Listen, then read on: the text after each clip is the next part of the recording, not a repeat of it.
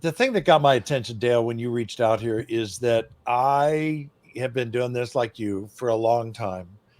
30 years in the industry, 20 years as a coach, 30,000 hours in the coach's chair. Wow. Amazing. And I've just never seen anything like what we're experiencing now, what we have the last couple of years. This industry was very predictable from 2010 to 21 and a half ish. Yep. And then we had our worlds rocked, you guys. I mean, think about this. When everybody else was going through COVID, when restaurants were shutting down, waiters and waitresses were struggling, nobody was in malls. Like what was happening in the mortgage industry? Crazy. Low rates, and we were killing it, right? So Yep. people that are on this call right now, that are watching or listening, they remember there was this weird sort of survivor's guilt that was going on. Like, I'm actually doing really well. I can afford a lot of masks and hand sanitizer, and I can fly someplace and go have a vacation. Well, the other side of that coin flipped, right? And all of a sudden it was like, whoa, what is this 8% stuff that they're talking about?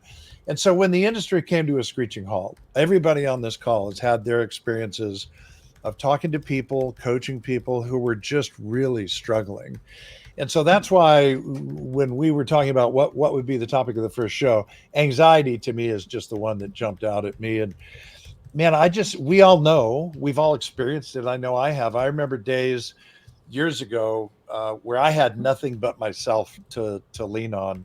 And when I was anxious, when there was something that was rocking my world, I didn't really know where to go. And the cool thing is now, since I use the Bible as my true north, there's a scripture I want you guys to see, and it's Philippians 4, 6, and 7.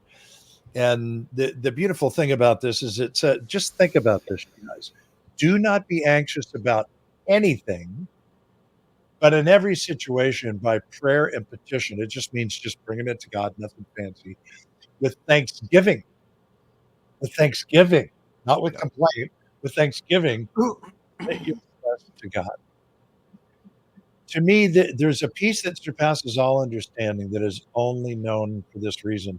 And I think about it all the time, you guys. When I'm coaching somebody and they're dealing with health issues and financial issues and relationship issues, I just think, how do you cope without this hope that we all have on this call? So anyway, that's where my head went with all of this. And it's just so rampant, you guys. It just felt like, man, this is one we need to hop in the middle of.